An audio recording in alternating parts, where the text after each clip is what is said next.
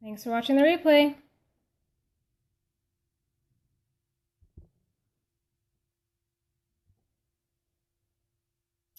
Hello. It's Water Wednesday. How's everyone doing? Thanks for joining in. We do this scope live every Wednesday at 2:30 p.m. Pacific Standard Time. My name is Christina. I represent Chanson Water USA. Chanson is a leading water ionizer and filter company located in Laguna Hills, California. Thanks everybody for joining in. Today's topic is the truth about fluoride in your drinking water. So, before we get started, I have a disclaimer. The FDA regulates that only a drug can treat, cure, mitigate, or prevent a disease. I am not a doctor, and I recommend that you consult with a licensed medical professional before embarking on any health regimen. So, I have a story to tell. I worked as a pediatric dental assistant for 10 years. We gave fluoride treatments, we recommended fluoridated toothpaste, and we actually regulated the amount of fluoride in our patients' water. So we had a little book. It had the fluoride rate of all the nearby cities, and we would check it when we had a new patient, and if their city was not in the book, we would call that city's water district and find out what the level of fluoride was in the water. And if it was lower than a certain amount, we would actually recommend that the parent buy bottled fluoride water and give it to their children. So after having that drilled in my head for 10 years, that fluoride was a good thing and that it strengthens teeth, which is what the dental industry believes and promotes to this day, a few years later, I came to work at Chanson Water USA, and the company is actually owned by my mother. And when I was getting ready to start, she told me that one of the things she would need me to do, first off, was going to be to write an article about why fluoride is bad for you. And my response was, fluoride is good for you. What are you talking about? So she said, do some research, Google it. It's not good for you. So lo and behold, my mother knew more about it than the USC graduate board certified dentist that I had been looking up to and working with for 10 years. Okay. So I highly recommend that you do your own research and Google this topic about why the fluoride in our drinking water is actually bad for you, because it was eye-opening for me, and I know this topic is a little controversial. So let's talk about the different types of fluoride, because it does make a difference. So there are actually 3 types that are being added to our water today in most parts of America. They are fluorosilicic acid, which according to the CDC is derived from phosphate fertilizers. There is also sodium fluorosilicate and sodium fluoride, and those are both created by using the fluorosilicic acid and adding either table salt or caustic soda. The fluorosilicic acid is a chemical waste product that's actually being shipped to us in many cases by China. So over there, they don't fluoridate their water, and they have this toxic waste, and they are shipping it to us Americans who are paying for it and putting it in our water supply. Hi, Terry.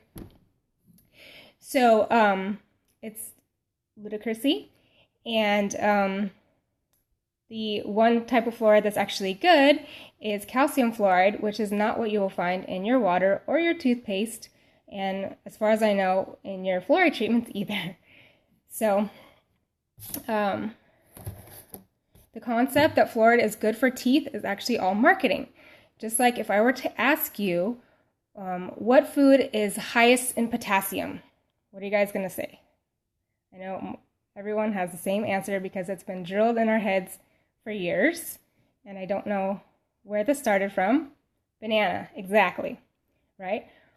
Would you be interested to know that potassium is actually found in white beans 200 milligrams more than in a banana? If you look at a list of the top potassium-rich foods, banana is number 10 on the list.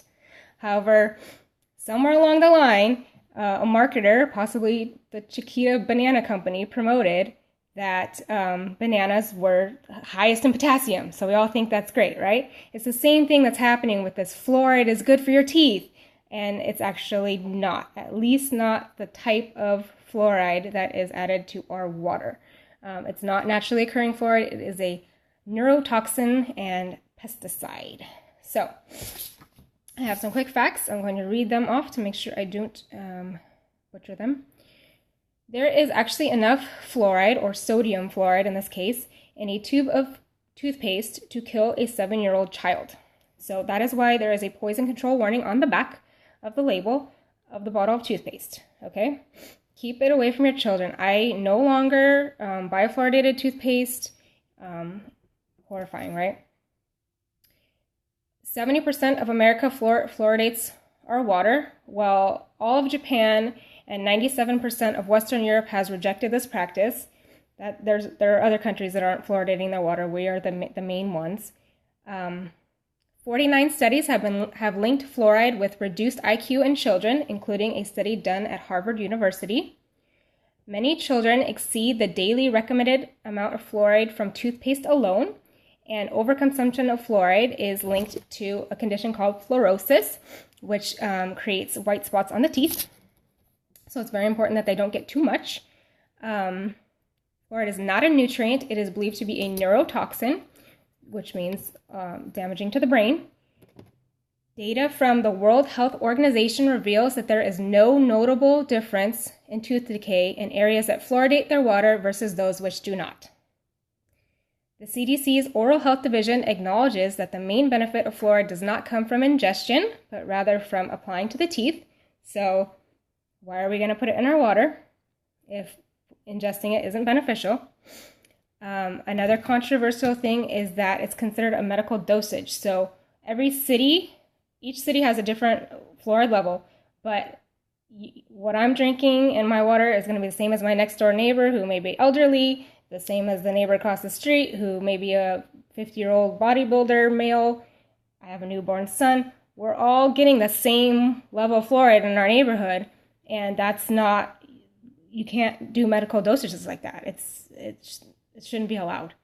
And then lastly, fluoride accumulates in the pineal gland, which is in our brain, and it affects the melatonin levels and also the amount of cellular free radical damage that can occur. So it's toxic. You don't want to be drinking it. It's extremely important to be filtering it out. So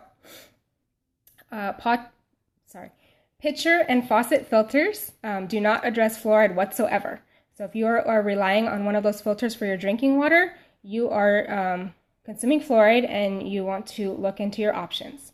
Bottled water, if you're drinking bottled water, most likely the fluoride is being addressed. However, I would ask, are you cooking with that bottled water? Because fluoride is easily absorbed into our food. So even if you're just doing a quick rinse of your lettuce under the faucet, the fluoride can be absorbed into it, and then when we consume it, obviously we're consuming that fluoride.